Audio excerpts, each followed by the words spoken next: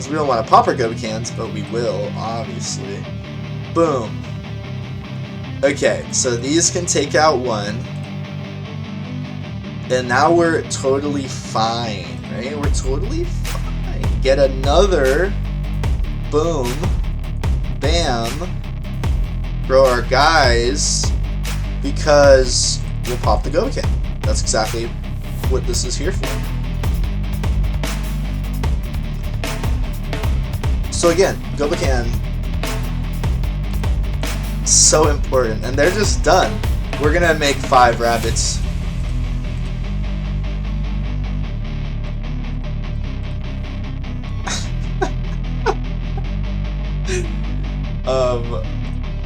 This rat. We got the freaking light shield array, so what are you gonna do about it, bud? What the hell? Good.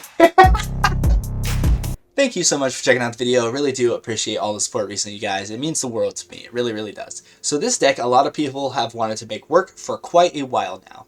Pia Nalaar is a fun build around, right? Whenever you play land from exile or cast a spell from exile, you'll create a 1/1 flyer. These flyers can be great little early chunk blockers, or later on, once we grow our creatures, which we have many ways to do so, they can be deadly flyers, allowing you to do like 8, 10, 12 damage in a turn cycle. It's really, really nice. And as I was playing this deck, I realized that one card in particular stands above the rest in importance, and that is Invasion of Gobakan. This is essentially a 4-for-1. You cast a spell, you make their biggest, scariest thing cost more, whether that just be a shoulder it, an unstoppable slasher, a board wipe potentially, and you make it cost more. You flip it over, that actually counts as a exile cast, whenever you flip over a battle, so you get a Thopter out of that, as well as growing our smaller creatures in our Thopters later on, which is great. And then, for the 4th mode, being a blanket protection spell. Now, Pia has a huge target on her head, so she wants to get removed a lot of the time. So obviously, you'll pop your Gobakan once it does flip over to protect your Pia and all your Thopters. They can't really swing into you because you have invincible or indestructible Thopters, right? Things like that. So it works really, really well. We also have some new tools that I think really bring things together in the form of Clockwork Percussionist as an early 1-drop that you can get down. It's our only main 1-drop, and then it's sort of card advantage as well as absorbing a turn of damage and just giving you the ability to trigger your Pia some more, which is really great. Painter's Studio. This card I'm playing over Ren's Resolve, even though it is 1 more mana. Ren's Resolve is just a 2-mana sorcery that exiles the top 2 cards of your library in red that you know usually was played with Pia, but I think this card with that second half attached to it is more viable, because then all of our Thopters essentially double their damage when you sink 2 more mana into it on a later turn, which is really great. Not only that, it helps to trigger the flipping over of our Gobakan. If we get like 1 swing in with a Clockwork Percussionist early, then all it takes is 1 more Thopter with this buff to finish the job and flip it on over. So I think that extra attachment of this room here makes it a little bit more viable. I like it quite a bit. In the earlier turns, we want to plot this card here so that we can then cast this from exile, triggering our Pia, because whenever you plot a card, it counts as an exile thing. So we have battles flipping over, triggering our Pia. We have the plotting, flipping, or using it and triggering our Pia. We also have cool things like Discovery. So Geological Appraiser is a great card. I actually cut this down to 1 copy. Whenever you discover something, counts as that. You can also find your Pia with this card, which is really, really nice. You can't really go wrong with like 1 copy, but I ended up actually going with Red Cap here. Because Red Cap, you can sacrifice one of these small rats or one of your Thopters earlier, or the turn after, and then take advantage of it immediately that turn. It's also a nice 3/3 menace creature, which allows you to easily swing on in to pop your Gobakan. So a lot of sort of synergy there. We're also, again, trying to go wide. So how do we grow our creatures? Well, we have Gobakan. We also have Virtue of Loyalty. This card, same thing with all of these other modes. The Adventurer interaction works where when you cast the second half, you're casting it from exile. So this is a great way of growing your Thopters as well, obviously, as well as just being a nice little 2-drop if you didn't get another 2-drop earlier in the game. So very good synergistic card there. Now Pia obviously has a huge target on her head. So how can we neutralize that? Well, we're protecting it with Gobakan, but we're also, if it does just get removed way early, we can bring it back with an Indestructible counter, which is an amazing swing sometimes, because we can often just exile their big scariest thing, bring back our Pia, sort of turn the tables all in one go. And if we are winning the game substantially, you can just create 5 rabbits, if you will, or just a couple rabbits. And this will definitely be great because it's just more smaller targets that can start to grow with our Virtue of Loyalties and our Invasion of Gobakans. So because we are trying to play around this indestructibility sort of sub-theme, we are running some smaller board wipes in the form of Split Up, which works really, really nicely sometimes. Sometimes it's a little finicky, but we're also running 1 No Witnesses. And if you pop your Gobakan, one-sided board wipes all day, baby. Can't go wrong there. So all of a sudden, you're going to, if you get like 7 damage early in the first few turns, and then, you can easily do the final 13 once all of our creatures start getting counters on them, things like that. So it works very, very nicely. We're also running in the 5-drop slot, which I know looks a little condensed, the Dragonhawk. This card will exile the top cards of your library and help you do that final little bit of damage. It's also another flyer synergizing very well.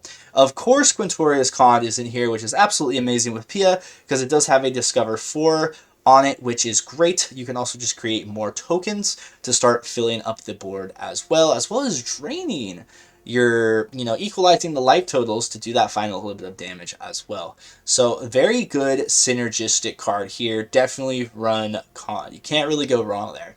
One of the newer Duskmourn cards is Charred Foyer and Warped Space. Now, I initially had the deck built around Warped Space a little bit more, but it actually, it's powerful, but sometimes you don't quite get to that 6th mana. Sometimes the games don't quite get to that point where it's that slow, or you just get some unlucky draws. But even still, that first half is definitely worth playing because it's sort of like drawing an extra card while synergizing with Pia. So yeah, definitely play at least 1 copy. This feels really good when you start getting, even if it's just lands off the top, and start creating Thopters for free, basically. So very, very cool there.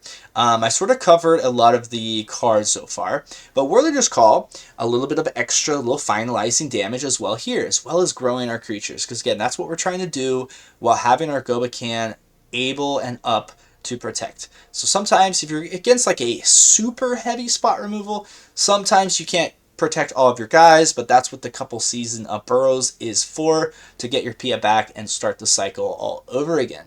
And honestly, red cap can get pretty huge. Just having a Dragonhawk feels pretty good. If Quintorius Kand goes uncontested, you just start making a bunch of 3/2s and they start getting counters. Feels pretty good. But we don't have too much spot removal. So sometimes it is a little difficult to swing in. In that case, where you just have to sort of slow things down and start to wait until we're the right size, typically looking for our Virtue of Loyalty, things like that. We're also playing a really amazing card, Collector's Cage. This card can be, so Hideaway 5, Hideaway also counts as casting from exile, and it also acts as a mana sink later in the game. Just putting counters on something, making it the right size so that it can swing is massive sometimes. Now, if you hit like a Quintorius Kand, or a Season of the Burrow, or just hard cast the Loyalty that way, not hard cast, but you know what I mean, all of a sudden that is a tremendous amount of value for just 2 mana. Well, I guess 3 mana, because you do need to activate the ability. But yeah, just to help grow your creatures, very great little card. The only other interaction is Elspeth's Smite. So we're just playing 1 Elspeth's Smite, 2 Split Ups, and 1 No Witness to sort of help with just buying a little bit of time. Again, we don't have so much interaction, but we're just trying to turn the corner by making a bazillion Thopters, and that's what we do today. So I have 3 games for you that are really, really fun. Some interesting interaction for sure, and it's just really surprising how much damage you start to do with Defaced Gallery and getting counters on your guys. They use a couple of the removal spells in their hand, and all of a sudden they're out of sauce. And we have 5 creatures and they have 1 typically. So It feels really good. It feels really good to play. So that's kind of the deck. We're playing this over Ren's Resolve. You could also play Dust Animus in this 2-drop slot, which also has a plot 2, where if you cast it later after you plot it and you have 5 untapped mana, it comes in as a 4/5 lifelinker flyer. Just to show you that guy, there he is. Very great card, but I couldn't quite fit him in. You could play him, another great target for Season of Burrow, so something to consider. And this is Ren's Resolve just to show you, like, we're not playing this, we're playing Highway Robbery, because it just works out a little bit better at giving you permanent access to those cards, as well as allowing you to plot it, and then lay your Pia on the turn following, so it gives you a little bit more tempo in that way. So this is what I ended up on. After a couple days of testing, I've been winning more than I've been losing, that's for sure. I'm not going to say this is like a super duper powerful deck or anything, but it's definitely fun to work with, and I can only imagine with a couple more tools, this deck could really be brought up like a couple notches. So definitely keep your eye on it while it's around. Pia is a super fun card, guys, and there's a lot of different directions you can go with it. So thanks for checking out the video. Hope you enjoy the gameplay. I hope you have a great day. No mulligans for you. Wishing you all the best RNG, and I will see you in the next video. Alright, so here we are. Pretty good little hand, honestly. I like it. It's slow. We don't have any creatures, but again, that's sort of to be expected. I think we just lead with this. And Painter Studio is awesome. It helps us turn the corner very well. Plotting this is nice, because then next turn we may have one card that's even worse that we can discard. Or we maybe just discard the slower land. And of course, the Deep Cavern Bat. Almost every time I go to record a video, the first game is like mono black discard with Cavern Bats, right? So that is fun. I think we Mountain. That's actually a good top deck, because then we can just do this. Okay. So, actual pretty dang cool stuff. I think we do this so that we can hopefully get a untapped land, which we did. Okay, we got 2 lands. Not great. So, a lot of card draw already, right? Which is good. Sort of race the tempo that this is fulfilling. Okay, so this is probably the Blood Out of Aclazot's deck. I would imagine to sort of fuel that demon stuff, because Aclazotz is a demon. So we do this. Nothing too fancy. You can see if we had a Pia,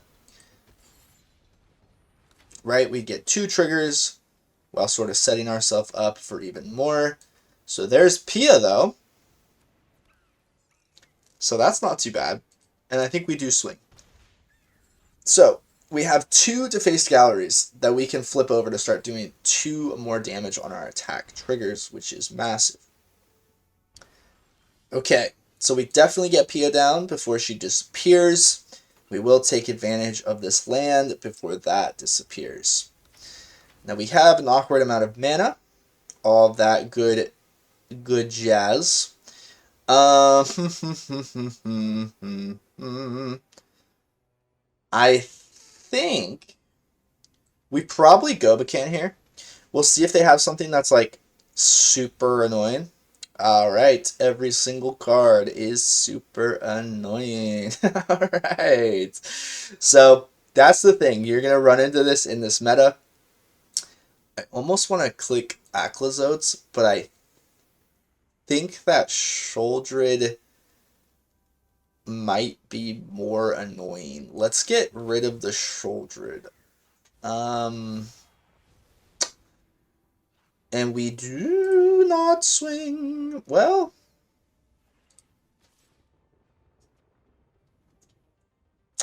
yeah. I think we want to do this. So that next turn we can possibly make this do 2 damage in the air. But I might just hold up their removal here. Did they get their black? So no, they just wanted to get rid of Pia no matter what. Okay. The Season of Burrow always ends up being fantastic in this deck. Whether that just be getting your Pia back, because Pia just went to the grave. But now if we turn it with an indestructible counter, it's super annoying and hard to deal with, right? So we definitely throw this in front. We might not take advantage of the card. Hopefully it's like a land or something, because we're going to probably just cast the season. That's actually perfect. Okay, so you'll love to see it. You'll love to see it. So what we do here is we will... Do I really want to exile this slasher? I think I do, because it's just going to be annoying as hell. You know what I mean? Yeah, let's just do it, even though it doesn't feel great. We'll bring back Pia. Because we could just hold up Pia as a sort of infinite blocker in a way.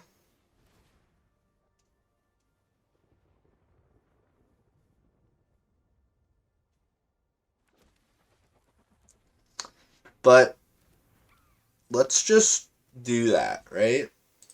I think, do I want to swing with this too? I say we do. We'll give Deep Cavern Bat a free swing here. But we want to swing with as many as possible so that we can, you know, take advantage of that. Yeah, sure, they might remove one. They don't. They're holding their removal for something better. Actually, in retrospect, I should have swung with all three of them just in case that did happen, but... Okay, so that's massive, because now our guys are getting bigger.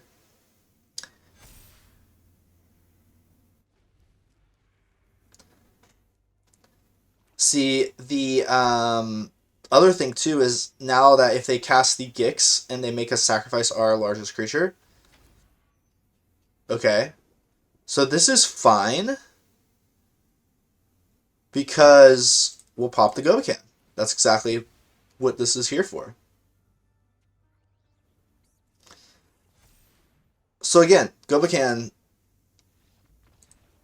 so important, and they're just done, right? I mean, they are though. Like, so if we, hang on, if we do both of these, then we're getting +2/+2 to all of our creatures. So we have 4, right? Okay, so look, so we have 4, 5, and 9 damage already. So then we're adding +10, because like each of these is getting 5.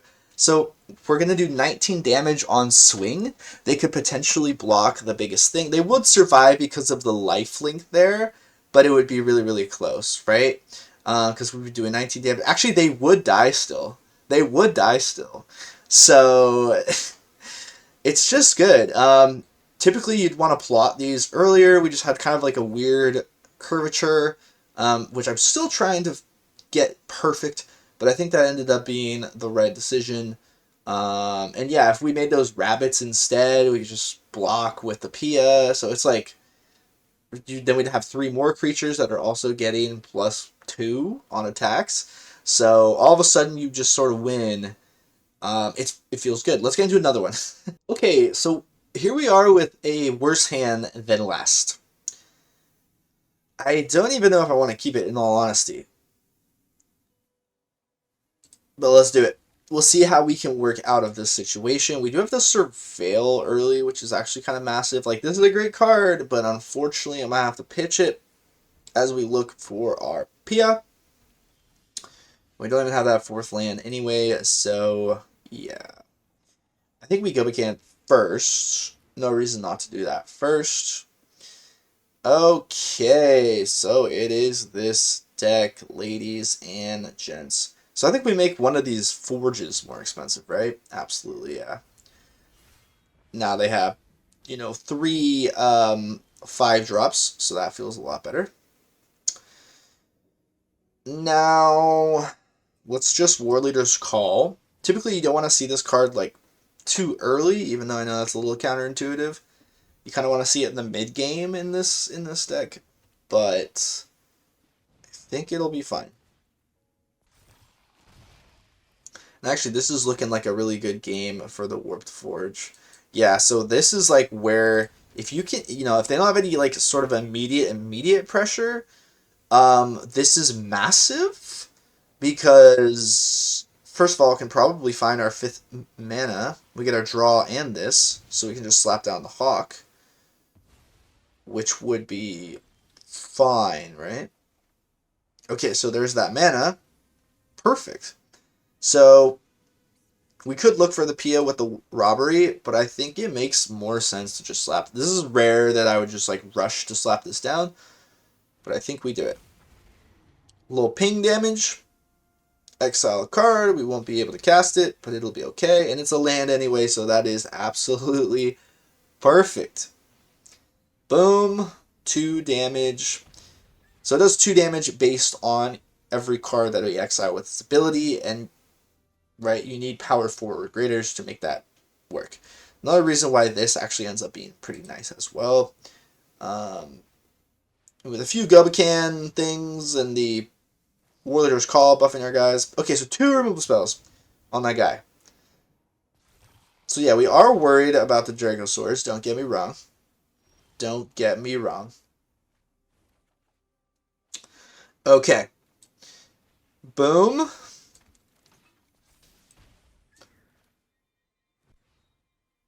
Bam.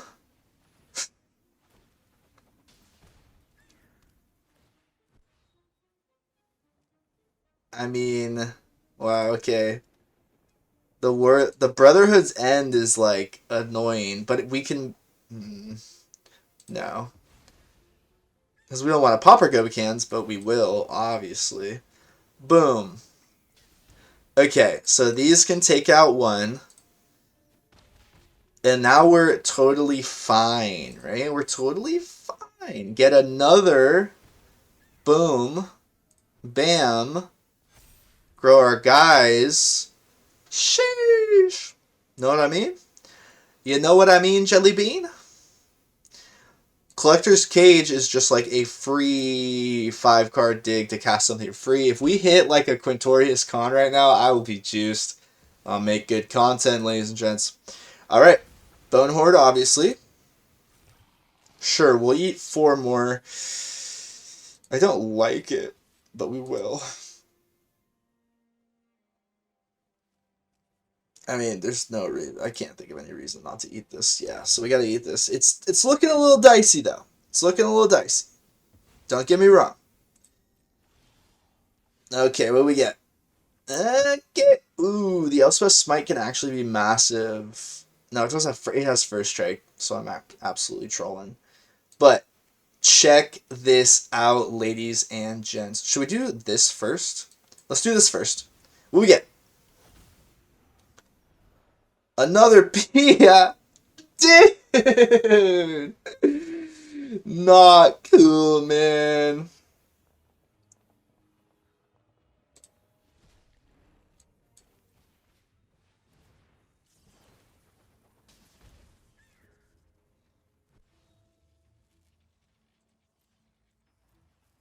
We're going to actually discard the robbery. We'll keep the Elspeth Smite in case I didn't do my math. But if we swing with everybody...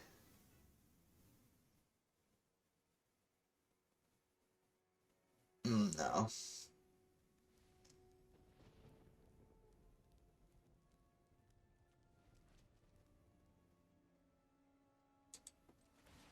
Let's put it on a Thopter. So I think what we do here is we send...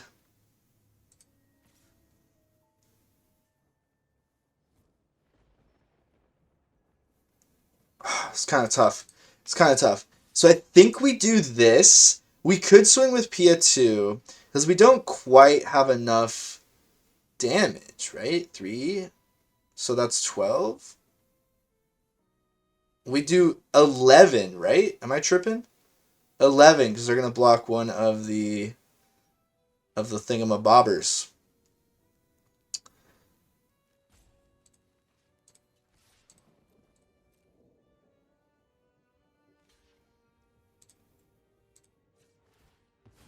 Yup. Keep Pia alive. Flip this over. get another Thopter, another damage swing. Because if we had swung with, we wouldn't have got that damage swing. So that was like, we were like, unless I totally just did some math wrong, I think we were 1 damage off either way. I know that was, sorry, that was a hard moment. That was probably like one of those, we were close. Wait, dude, don't you know that we have this? Why would he do that? I guess he probably doesn't even have a better option. But they shouldn't have... Yeah, they didn't have removal for the Thopter. I mean, they actually would have won if they had removal for the Thopter. You know what I mean? But they did. But we would have popped it. Anyway, so they had to have 2 removal spells. That was tough. That was tough.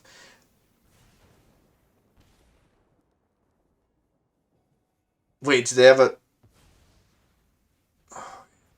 Oh, wait. This is bad. No, wait, we win. No, we're fine. Yeah. Yeah, nerd. Yeah. Get wrecked. Freaking nerd.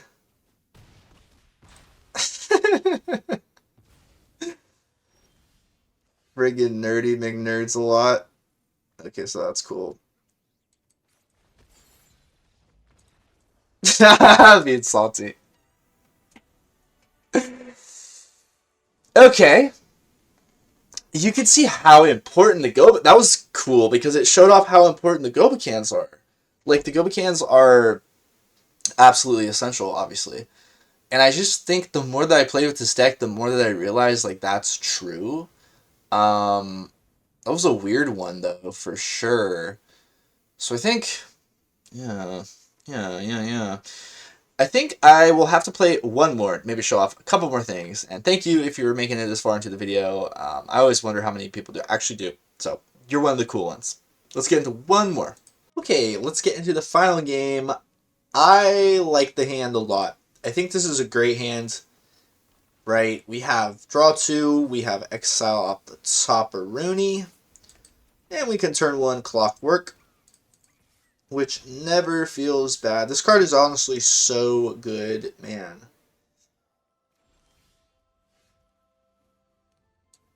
Okay, so this actually, we might be able to do something really cool here if they don't remove Clockwork. So, depending on what they have, okay, interesting.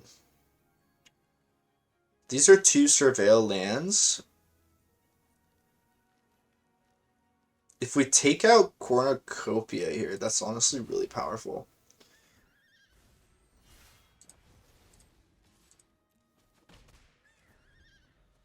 I mean, they can't Helix because they don't have the second thing. So yeah, what we do here is this. Giving our attacking creatures +1 attack. Drop this down. Oopsies! Go ahead and pop that. So that's a really, again, a good line that happens quite a bit with our dudes. With our homie McLomies.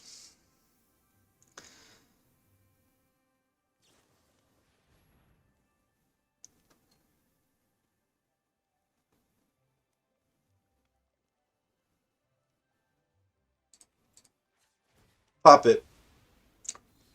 No life gain, no death.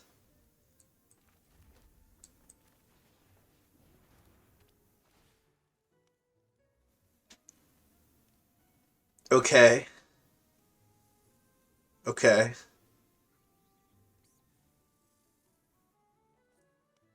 Cornucopia. Just make that not as good. Pop this. Boom. Great. Beautiful. Hey, man. Our Clockwork's, you know, a threat now.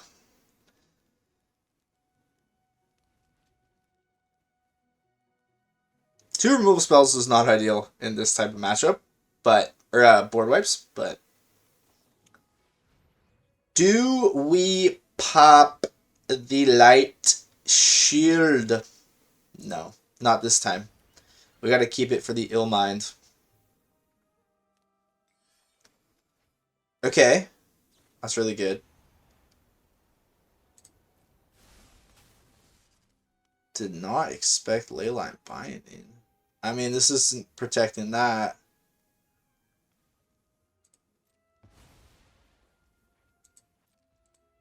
So does this have hexproof? They should have taken this out, right? That would have made more sense. Okay, we highway robbery here. I don't like... We'll get rid of split up. Oh my god, I was thinking... Okay, alright. Alrighty, that was not ideal at all. That's troll. We drew the card. We drew a mana. Use a draw spell into 2 more mana. Okay. Alright. We can cast mostly everything in our deck, though. So they're casting that just to draw 2. Okay. Guess that does get around that problem.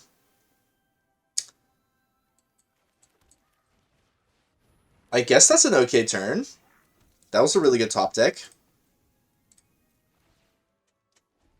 You know what I mean? Yeah.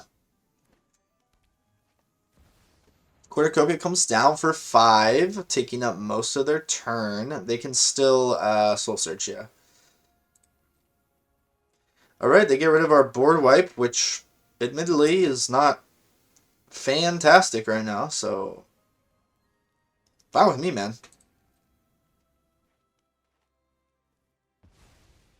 Okay.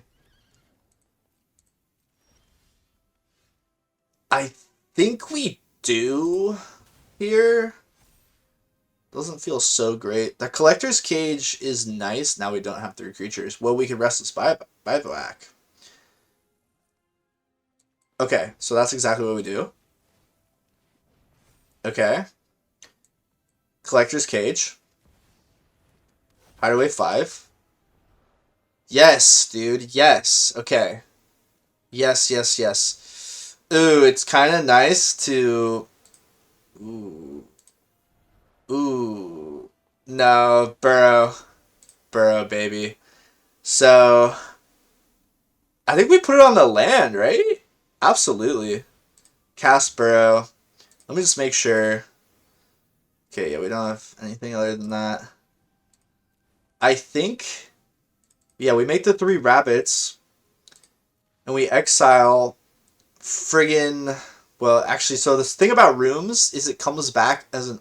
both of the rooms are unlocked. They have 6 mana.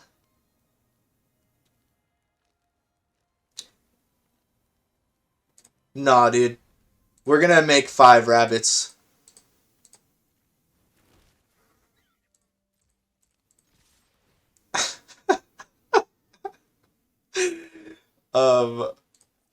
This rat. We got the freaking, we got the freaking light shield array, so what are you gonna do about it, bud? What the hell? Okay. Good. Oh my god, bro, what even is this? Wait, can I not see it? Bro, what? I can't move this card? Bro. It's like, for each, you need to cast like 2 color cards, I think. Or something. Dude, why can't I move that card? Am I stupid right now? Okay. Yeah, though, I mean, like, yeah. So, again, just, this might be the most important card. I don't know why. I don't know how. It just ends up being good. It slows them down, right? It makes their things, their big scary things cost more. Or their removal earlier in the game cost more. It grows our creatures. It counts as a cast from exile.